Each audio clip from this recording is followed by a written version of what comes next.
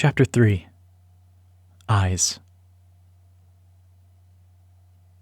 As she had for the past 3 days since her meeting with Lakaya, Ada traveled uphill with Ezrin into the town. She was bundled up against the chill blowing in from the direction of Lake Geneva. Soon, she would need to start wearing her heavy winter coat, but as it was only August, she wore a windbreaker with a wool sweater underneath that wicked away the sweat she was working up. Her shoulder ached from the weight of a wicker basket, filled with potatoes Ezrin had grown for the community in his biopods. It was a heavy load, but Ezrin's knees were starting to go, so Ada always insisted she carry it. Beside her, Ezrin transported a relatively lighter load, wood carvings he'd made in his spare time for the neighbors. "Just you wait, little one," he'd said as they prepared to leave. "This time I will make us some money also. These are some of my finest works yet." Ada had smiled and said she believed him, but he was too kind. He'd end up giving them all away for free, as always. He deserved a better life than they had. A pang of guilt had accompanied the thought. She hadn't yet told him about the mission, knowing how devastated he would be to hear she'd be leaving him behind.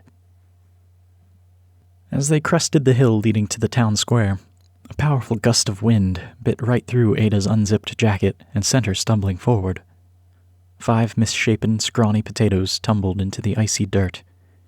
One bounced back toward the slope, as though yearning for the soil in which it was grown. Cursing, Ada dropped her basket and lunged for it, but she was too slow. The spud accelerated downward, making the journey back alone. Then a drone zipped overhead and shot down the hill. It dove in front of the rogue potato and stopped it dead, then picked it up with a tiny claw and carried it back up to Ada. She turned to see Guillermo's grin as his drone dumped what he'd retrieved back in her basket. "Nicely done, my boy," Ezrin exclaimed. But Guillermo was no longer the boy she'd seen just a few days ago in her memory vault. He was a man fully grown now, one of the town's lumberjacks, with a thick beard to prove it.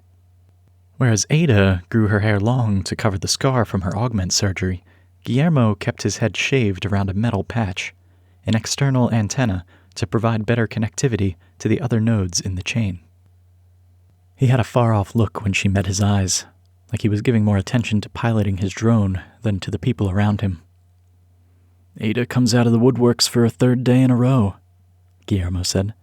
"Special occasion, or have we finally rubbed off on you?" A little surge of panic weltered inside Ada. She had been spending a lot of time with Ezrin, trying to create some precious memories to look back on while away. She glanced at her uncle, hoping Guillermo's question didn't ignite any curiosity in him. "You could say that," Ada replied noncommittally, then bent to retrieve the rest of the potatoes. "Thanks." She made to pick up the refilled basket, but Guillermo had a hand on it before she could. He hefted it and said, "I'll take these to the stockpile. My mom is waiting at her market stall. I think she's got something she wants to give you, Ada." "Me?" Ada raised one eyebrow. "What is it?" "Don't know," Guillermo said, then chuckled nervously. Clearly he did know, but he and his drone started for the communal farmhouse before Ada could press him. "Well, if she is giving to you a gift," Ezrin said, "I certainly cannot ask her to pay for the carving I made for her." Ada smiled. "Let me help you carry those." The market was as bustling as a town of 30-odd residents could be, perhaps because the weather was as pleasant as a dying earth could produce. The wind was brisk, but that only served to whisk away the scent of livestock. The cloud cover was complete, but not thick enough to completely black out the sun this afternoon. Many days passed in total darkness. This day was refreshingly gray. And so the adults traded goods and gossip, attending their stalls while their children attended to games of their own. Ada and Ezrin found Miss Erline selling a knit cap to an elderly woman Ada had never met. Miss Erline looked much the same as Ada's childhood memories of her, albeit a bit thinner and with a lot more gray in her hair. That was no surprise. Everyone was always getting older, and food was always becoming scarcer. The other woman, however, Ada had never seen in her life. "Who is that?" Ada whispered to Ezrin, waiting their turn while the two women talked. "Mrs. Noya?" Ezrin chuckled, then plucked one of his wood carvings from Ada's arms. "You need to spend less time in your virtual worlds, little one." When Mrs. Noya thanked Miss Erline and put on the cap, Ezrin called out to her. "Lunette, I have something for you." He held up a carving of a fox and strolled to her, beaming. "Ada!" Miss Erline called. "Just who I wanted to see today. How are you feeling, dear?" "I'm fine," Ada said, choosing not to mention the undercurrent of dread flowing through her. She'd have to tell Ezrin about her mission soon, and it would break his heart.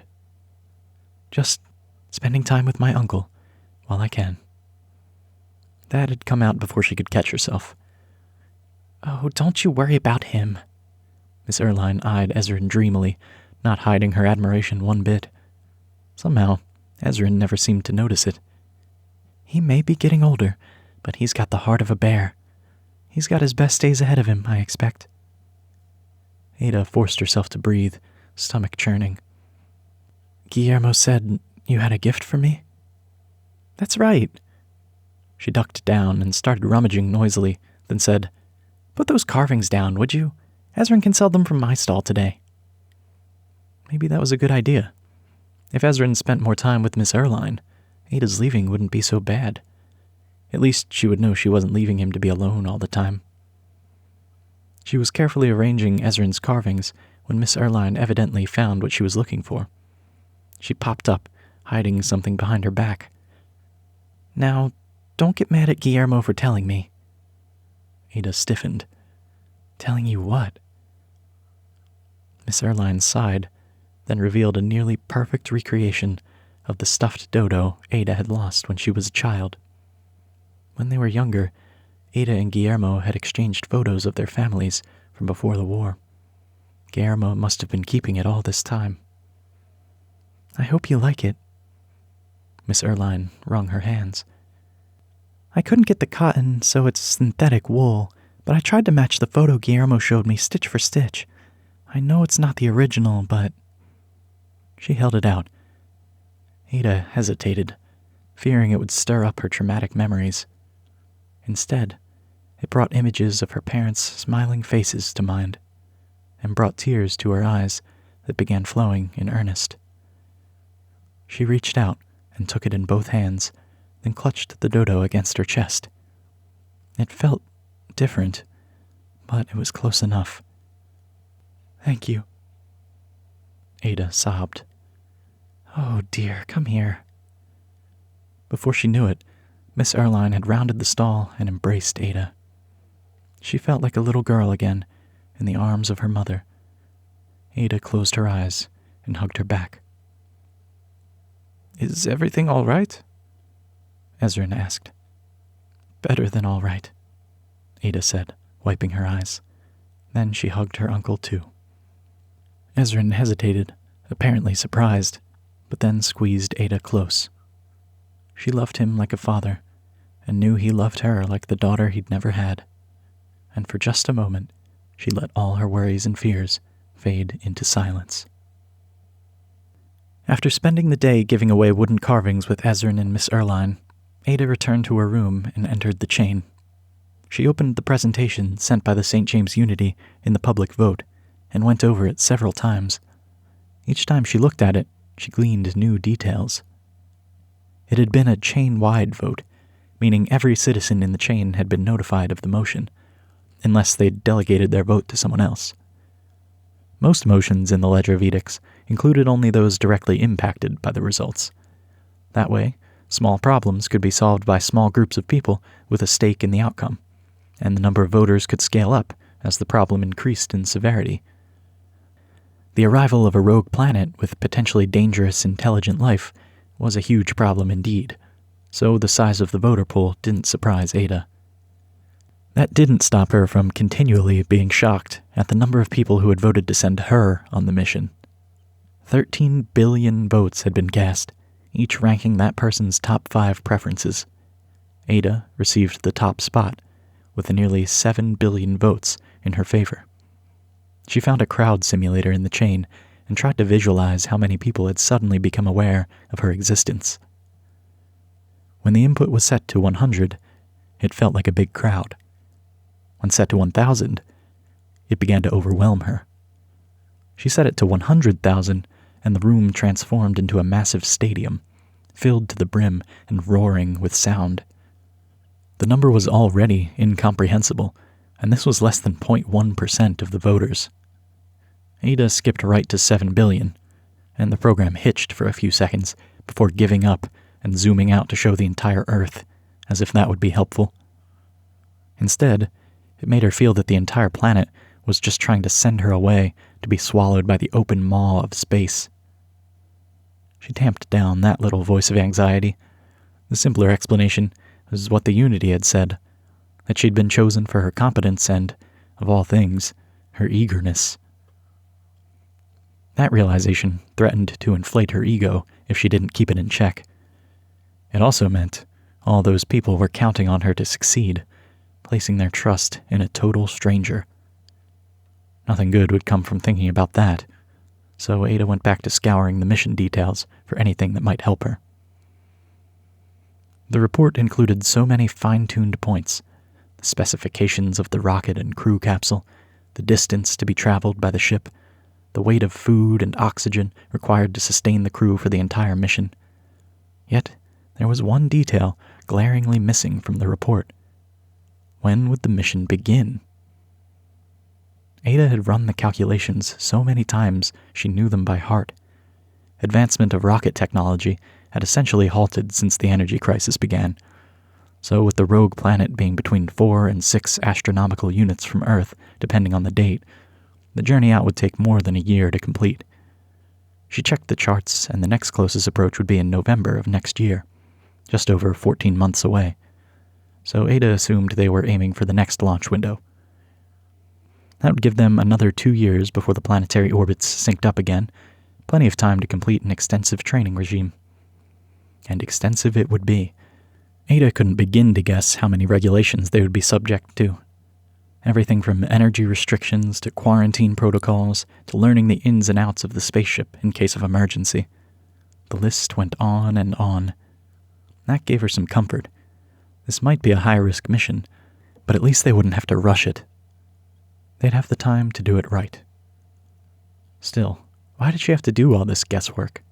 How had the chain voted to accept this proposal without the inclusion of such a crucial detail? That was the kind of sloppy oversight that got humanity into the situation they were now in. Maybe everyone assumed it was just more of the need-to-know secrecy of the kind that kept this rogue planet hidden from the public for 3 years? Ada shook her head in frustration, then closed the proposal. Whatever the case, she was selected for the mission, so eventually the time would come when she needed to know. It was only a matter of waiting. In the meantime, she could appreciate the need for such secrecy. After all, the reaction to this mission's acceptance hadn't been entirely positive. Not everyone had voted in its favor, and several of the most vocal naysayers were spreading all kinds of misinformation in the chain. As someone who really knew what was happening, more or less, the debates were often amusing. Ada grinned and disabled her identifiers, then opened a portal to a link called "What is the SJU Hiding?" that had 162 participants. She double-checked that her avatar would be anonymous, then stepped through. The environment loaded in first, bringing to mind a gladiator arena designed by nerdy conspiracy theorists rather than stately Romans. All the walls, floors, and seats ringing the arena were flaking black paint, and surrounded a central ring with a podium illuminated by fluorescent tubes dangling overhead. Animated neon-colored posters were plastered haphazardly all over the walls. Here, a group of little green men, there a cryptic anagram, or a group of photos connected by a network of string, which Ada could only assume was placed ironically. Then the people loaded in, and with them, the shouting. "A cover to perform illegal research," the man at the podium said, his voice amplified over the jeering crowd. "Research into controlling everyone's minds through their augments." As the crowd's booing grew louder, a scoreboard hanging over the podium changed from a green thumbs up to a red thumbs down. The man's avatar exploded into bits, and the boos turned to raucous cheers. Ada flinched. That was one way to settle a debate. Another avatar teleported behind the podium, a humanoid wolf in a blazer who began speaking immediately. "There's no denying the mission is real. I think we can all agree to that. But what I want to know is—" The wolf promptly exploded. Ada laughed. The Unity could hide many things, but they included the transaction history for all the rocket parts in their proposal. If these people couldn't even agree on the mission's existence, this was going to be a fun night. Another man took the podium, and somehow even his virtual avatar looked like it needed a bath. "I'm not saying the mission exists," he hedged. "But if it does, then the most likely reason is because the aliens from the rogue planet are already on Earth, and they need a way of getting back home." The sentiment meter remained green, while he rambled about government black sites and crashed alien spacecrafts. It was similar to Ada's favorite persistent narrative, which is that the rogue planet was a fabled planet that had been here for hundreds of years. She tried not to fall too deep into the rabbit hole, but sometimes her curiosity got the better of her. Of course, another narrative ran counter to it, insisting the rogue planet didn't exist at all. Their discourse got so nasty that Ada could only laugh at the ridiculousness of it, how two parties could be so entrenched in their own bubbles that they'd fight viciously to destroy the opponent even though both sides were equally ignorant of reality. Ada missed what was said, but the poorly rendered, bloody debris brought her attention back to the forum. Now an 8-foot-tall skeleton in medieval armor was telling everyone the rogue planet is a version of Earth from the future, come to save us from the effects of our climatic destruction. The crowd went silent, Ada included. That was a new one. She looked to her left and made eye contact with a smiling man who seemed to be considering the outlandish theory. Then he did a double take, and his eyes went wide. "You're Ada Bryce!" he shouted. Shit. All this secrecy from the Unity, couldn't they have kept their names private too? Ada cleared her throat. "No, I'm not." "You are! I've watched your recording at the Ledger of Insight dozens of times. You knew they were planning this mission, didn't you?" She backed away from the man, silently cursing herself for not adding a voice modulation or any form of disguise to her anonymity settings. The outburst had drawn more attention, and suddenly all eyes were on Ada. She continued backing up, then started when she was teleported front and center to the podium. She must have backed right into a portal someone had opened. Ada gestured to open her interface for a portal home, then stopped when she realized the crowd had remained quiet, waiting for her to say something. She had no idea what to say. After the news had gotten out, Ada had no longer been blessed with a nearly empty chainmail inbox. At all hours, connection requests from news reporters came in, or questions from curious scientists, or vote delegations for the Ledger of Edicts, even some messages from overly zealous fans. If the Unity hadn't been sustaining Ada's battery with an energy stipend, she could have made a fortune selling rights to her interviews alone. She'd remained quiet instead. Now, however, something urged her to speak. Perhaps the absolute inanity of all the theories these lunatics had spewed out. Or perhaps it was that an alarmingly high percentage of the message influx was from people Ada didn't know, but who apparently had a deep hatred for her. They were a small subset compared to the positive messages, but she spent far too much time reading them, and they had gotten under her skin. All the strange avatars and grim theatricality in this arena reminded her of the people behind that harassment, and she found herself wanting to defend the Unity from them. "Look, what do you want me to say? You think the Unity is hiding something?" "We want answers," someone shouted. "Answers?" Ada laughed. "Read the proposal, then. It's a better use of your time than theorizing about time-traveling aliens." She expected the crowd to kick her out for that, but evidently they were giving her more leeway than the usual rabble. There was a sentiment meter on the podium with a more precise reading than thumbs up or down. It dropped from 96% to 92%. "The chain has plenty of problems, but transparency isn't one of them. How could the Unity hide anything when every interaction is public and stored forever?" The crowd seemed to have grown since she started talking, and indeed she saw several new avatars load in around the arena. You don't know what you're talking about, a nasally voice said from a dark section. I don't... Ada scoffed, her anger rising. You people would be here using Bigfoot avatars, discussing conspiracy theories debunked a century ago, if not for our mission. I've seen the sim. The rogue planet came here. It's real.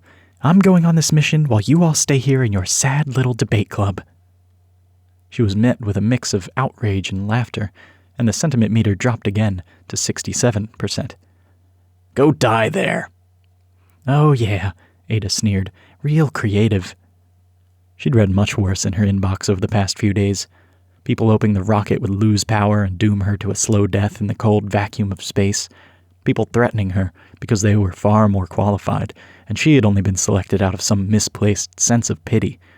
The worst had been a message with far too much insight into her past, telling her that her parents had gotten themselves killed on purpose because she was such a wretched daughter. Those were grim thoughts that she'd harbored herself, and that had tormented her into many a sleepless night. An ache had formed in her chest as she spiraled down into the certainty that she wasn't worthy of her parents' love. Why else would they have abandoned her? That ache began to return as Ada stood at the center of the forum. She seized it and crystallized it into hatred for the worst of humanity that surrounded her. What's the Unity hiding? She snapped. Nothing. They don't have to hide the fact that we're all going to die here. That's not a secret, and I'm glad that when we're scoured from the face of the universe, you monsters are going to be taken down with the rest of us. Ada gave the crowd 2 middle fingers, just as the sentiment meter dropped below 50%. She became a disembodied ghost as her avatar burst into 1,000,000 bits. Ada sighed, kicked from the forum back into her home environment. Idiots, she mumbled. Before Ada even had a chance to recover, a ping from her augments alerted her to someone in the real world trying to get her attention. She tapped behind her ear to enable outside audio. Out of there, Ada! Quickly! It was Ezrin, and he wasn't just shouting at Ada, he was shaking her by the shoulder as well, according to her haptics, though they filtered out the sensations. She checked the time. 4:19 GMT. How late had she stayed up? And what was Ezrin doing up this early?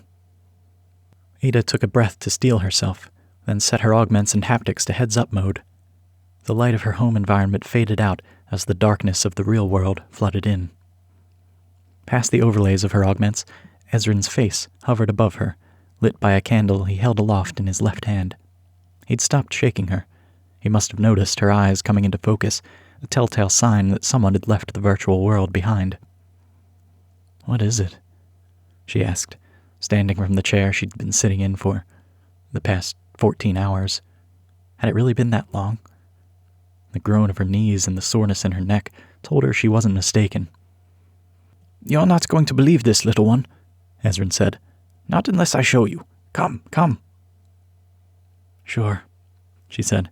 Just let me grab a bite to eat first. God, she was hungry. Her augment's hunger filter was great, but it made coming back to the real world even more difficult. Each time was a painful reminder that the body couldn't be ignored. She started for the kitchen. But Ezrin grabbed her by the wrist. No, come first. You are going to want to see this. She jerked her hand away, but grumpily followed him through the house. The old floorboards creaked underfoot as they trod toward the front door, and she noted the chipped spot in the wood they'd never repaired. Passing Ulsa's memorial, Ezrin briefly hesitated to bow his head, as always, then continued on. Ada couldn't help but smile. Even with something apparently amazing ahead, it was important for him to keep up his rituals. Ada's augments overlaid on the memorial a floating viewport containing an image of Ulsa just how she remembered her when she was a child. Her bright blue eyes and amber hair glowed in the darkness of the hallway, but cast no light in the real world, only in Ada's mind. As they turned the corner to the house's foyer, a real light emanated from the windows beside the door. That gave Ada pause. It should have been pitch black outside at this time of night, unless the moon was showing. But Ezrin wouldn't wake up just for the moon, and this was far too bright to be moonlight. His ivory smile seemed to radiate its own light as he opened the door for her and revealed what was outside. Something so luminous shined through the doorway that Ada's breath caught. She stepped through the threshold and was greeted by two painfully bright orbs that made her eyes tear up.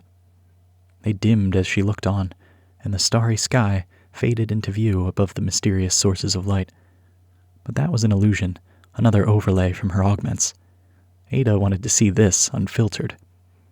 She fully powered down her augments and her haptics by extension. The now unfiltered cold mountain air bit at her, and she wrapped her arms around herself.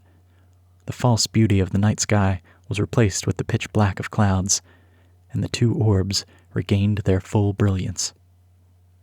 "What are they?" Ada whispered, shivering. "They?" Ezran asked. "There's only one. It is an auto." Recognition dawned on Ada. A scene from the energy war came unbidden, filling her awareness. Suddenly, she was 8 years old again, standing in the middle of the road and staring at an oncoming truck full of soldiers. Uncle Ezran was there behind her, with his hands on her shoulders. The vehicle came to a stop, and men in blue poured out of it. They yelled at her and Uncle Ezran, pointing their guns at them. The scream building in her throat, Ada took an involuntary step backward, away from the dangerous men. She bumped into Ezran. "An auto, Ada," he said reverently. "Can you believe it?" The memory of their flight into Switzerland had passed, but the fear remained. The cold was becoming too much to bear, so Ada flicked on her augments to whisk it away. "What's it doing here?" Ada asked. "I was hoping you could tell me," Ezran said. "You are the one with all the secrets." A flicker of guilt passed over Ada. Whatever danger she'd gotten herself into, Ada hadn't expected it to show up on Ezran's doorstep. She glanced at her uncle, then took a cautious step toward the vehicle. It felt like approaching a wild animal. Its glowing eyes watched her, silent as she inched ever closer, wasting all that energy needed to power its lights. She realized, then, only the Unity would be so brazen in their energy consumption. They had sent it for her.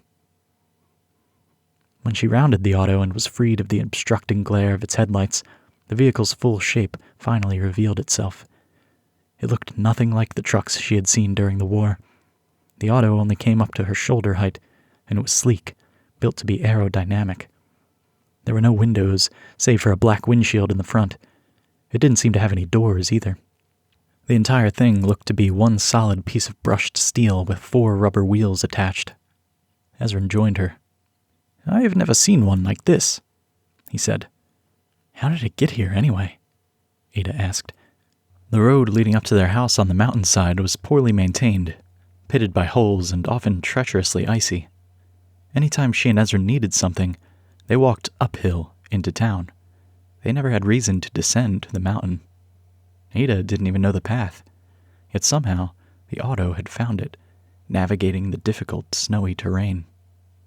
Ezran pointed at 2 tracks behind the auto. "No mystery there," he said. "It just came right up." "Is that something most autos could do?" Ada asked. Her uncle frowned at her. "No," he said. "No, I think this one is special."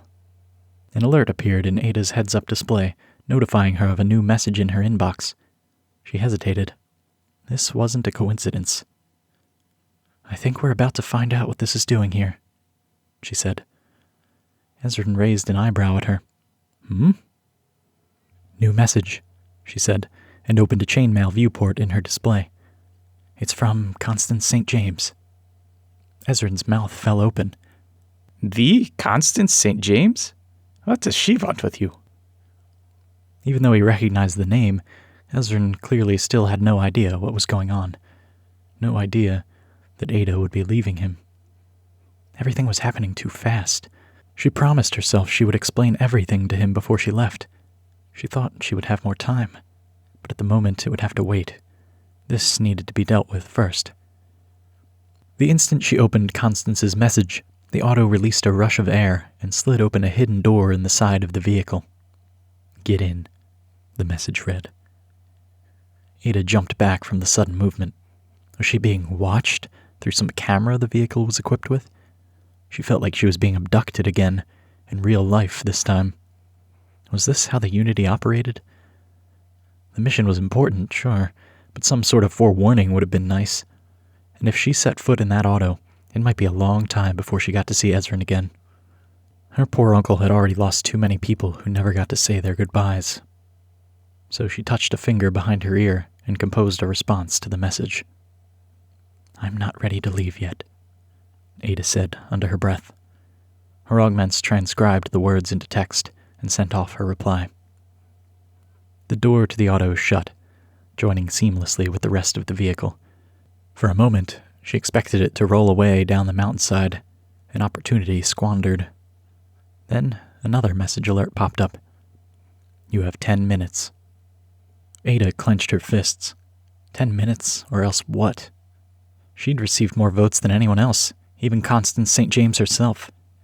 Were they going to launch without her? She wanted to push back, to make the Unity work according to her schedule. But she also truly wanted to be part of this mission, and getting on Constance St. James's bad side would only have made the next few years miserable. So, she had 10 minutes. "Come inside," she urged, grabbing Ezrin's arm and dragging him back toward the door. He let himself be pulled inside, but kept glancing over his shoulder back toward the blinding sources of light. "Ada, dear, you really must explain what is happening." Ada shut the door. "Uncle Ezrin, listen." "Uncle?" A reminiscent smile spread across his face. "You have not called me that in a long time, little one." Ezrin's smile placed in Ada's mind a childhood memory of her uncle, one where his face didn't have so many wrinkles, where his hair had specks of gray amidst the black, and not the other way around, from back when his eyes weren't filled with such sorrow. The Ezrin of her memory was a younger man, whose optimism had never been plundered from him by the cruelty of this grim reality. He'd regained some semblance of happiness when Ada came home after her divorce, his positive outlook slowly recovering. She was afraid that when she left, he'd lose it once more. When she returned several years from now, would he be the same kind, compassionate man, or would bitterness take over in his solitude? "Listen, please." Ada's eyes filled with tears, draining the warmth from her uncle's expression. "I have to go now. The auto is here to take me on a mission I've been selected to join." "A mission?" "I'm sorry. I should have told you sooner, but I didn't know things would happen so fast. I'm traveling aboard a rocket to a planet that showed up 3 years ago near Jupiter. I was chosen as an expert to communicate with intelligent life, if it's found." This must all sound like science fiction to Ezrin.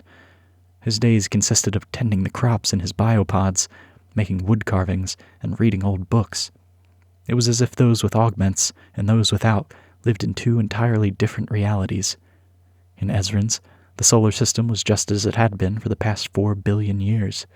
In Ada's, Earth might have been on the brink of contact with another form of intelligent life, and her mission might decide what kind of future the planet would have. But in truth, there was only one reality, and if this mission went poorly, Ezrin and their unaugmented neighbors would face the dire consequences the same as the rest. "You are traveling to another planet?" Ezrin's face twisted in confusion. "Not just me," she assured him. 5 of us are going. I won't be alone." Then she took her uncle's hands in her own. "And you shouldn't be alone either while I'm gone. Spend more time with your friends up the hill. I've seen the way Miss Erline looks at you, you know. You should talk to her more." Ada's heart was breaking as she watched Ezrin's confusion turn to sadness. When he glanced towards his wife's memorial, her heart broke just a little more. "I'll make sure your energy budget is taken care of," Ada promised. "You won't need to worry about money. I may be gone for several years, but I will be back. And I'll be sure to send messages all the time while I'm away. Guillermo will make sure you get them." Ada had so much more she wanted to say to her uncle, but her voice cracked, and she couldn't get any more out. She broke down into sobbing, and Ezrin wrapped his arms around her in an embrace. There, little one," he consoled her. "I will be fine. Do not worry about me. It is you who is going on an important mission." He patted Ada on the back, then held her at arm's length by the shoulders and gave a warm-hearted laugh that sapped away all the worry Ada had been feeling. But you cannot start the journey off with an empty stomach. Quickly, go pack your things. I will bring you food for the trip." Ezrin rushed into the kitchen, and the sounds of cabinets frantically being opened and closed drifted down the hall. Ada laughed, despite herself, then rushed into her bedroom. She quickly packed a bag with all the essentials, a few changes of clothes, a spare wireless charger for her augments, and even some printed books to occupy her if she needed to conserve power. She didn't expect to run low on her energy budget anytime soon, but she was leaving for a long time. Anything could happen. When she finished packing, Ezrin was waiting for her by the front door with a tied bundle full of food. "Here we are, fresh vegetables, energy bars, and your share of the chocolates we made earlier this month." Ada took it and felt tears forming again. She had her perfect memory and her vault full of experiences, but she was going to miss this man. He had done so much for her and never asked for anything in return. He just wanted her to be happy, and she him. It was a lot to ask from two people the world had broken. "Thank you," Ada said. "I'll tell you all about the mission when I get back." "Back from space," Ezrin exclaimed. "I never thought I would see the day when humankind took to the stars again. I'm so proud of you, little one." She gave him a big hug and wanted never to let go. But the time had come for her to leave. Ezrin opened the door for her, and she stepped outside into the light of the waiting auto. As she approached it, she checked the timestamp on the last message she'd received from Constance St. James. 14 minutes had passed. Ada grinned. The vehicle's door slid open again, and she tossed her bag into its dark interior. With one last wave to her uncle, she ducked her head and entered the vehicle. The door sealed shut. After an uncomfortable moment in pitch black, the seat began to shift beneath her. She jumped, then yelped as two tendrils slithered over her shoulders and down toward her waist. Under the bundle of food on her lap, the creatures slid, writhing until two simultaneous clicks sounded on either side of her. Ada whimpered, unsure what was happening. She jerked forward, but straps across her chest held her firmly in place. She struggled against them, grunting as she tried to free herself, but to no avail. "Relax," a voice said. In the darkness, Ada wasn't alone. Two neon green lights glowed from the seat opposite hers. 6 more pinpricks of green joined them, lighting up around Ada's feet. In the darkness, Ada wasn't alone. 2 neon green lights glowed from the seat opposite hers. 6 more pinpricks of green joined them, lighting up around Ada's feet. Then came the characteristic whirring of a micro-drone swarm, and the luminous dots lifted from the ground to surround the original set of eyes. As they hovered there, Ada felt as though she was meeting the gaze of some insectoid creature. Her breathing quickened, but as her eyes adjusted to the darkness, Ada discerned the shape of a human figure in the dim glow of the drones. "It's just a seatbelt." It was a woman's voice, though it had a monotonous, synthetic tinge to it, as though it were being produced by a speech synthesizer. Yet it sounded familiar. "Trust me, if the auto wasn't equipped with seatbelts, you'd be holding on for your life. This ride is going to be more than a little bit bumpy." The auto moved, accelerating faster than Ada expected and pressing her back into the form-fitting seat. When they began down the hill, Ada couldn't stop herself from holding onto the seatbelts for dear life. "Who are you?" she blurted out. Despite the vehicle's jerky movements from the rough terrain, the woman hadn't moved at all since the drone swarm came online. She hadn't even blinked. Her neon green eyes bored into Ada, who couldn't help but avert her gaze. "You're smarter than that, Ada." The interior lights of the vehicle faded on, and Ada drew in a sharp breath. The woman across from her was more metal than flesh. She had no need for a seatbelt herself. An exoskeleton wrapping around her torso was locked into a bracket at the front of the auto. Dark braces ran down the insides and outsides of both the woman's legs, with powered joints at the knees and hips. The device terminated at her neck, leaving her face unencumbered. She had the same pale skin and dark hair as Ada, but she was older and had sharper features. And of course, the eyes.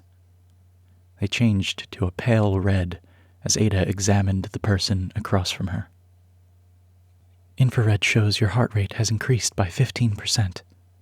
Do I frighten you? Ada became aware of her elevated pulse. No, you just surprised me, is all. Good, because you'll face much worse than me on our mission. I hope you're ready. Our mission? Recognition clicked into place. Ada had heard this woman's voice on many broadcasts in the chain. You're Constance St. James. Few had ever seen a visual of the Unity's founder, and Ada was beginning to understand why. Constance grinned. It's a pleasure to meet you, Ada Bryce. A loud bang sounded from below, and Ada's stomach lurched as the auto left the ground and they entered freefall. An instant later, the vehicle landed. The impact was teeth-rattling, but after that, they no longer jerked around. Ada relaxed her white-knuckled grip on the restraints. The windshield darkened the landscape, but they seemed to have reached flat ground. Had they gotten down the mountain that quickly? I hope you're comfortable with high speeds, Constance said. We have a lot of ground to travel tonight if we're to reach the launch facility by noon. We're training at the launch facility? Ada had assumed there would be a separate training complex with specialized equipment to simulate the effects of space travel. Training? Constance snorted. It was a surprisingly human sound from someone who reminded Ada so much of a bot. The launch is occurring tomorrow at midnight. The only kind of training we're getting is on the job.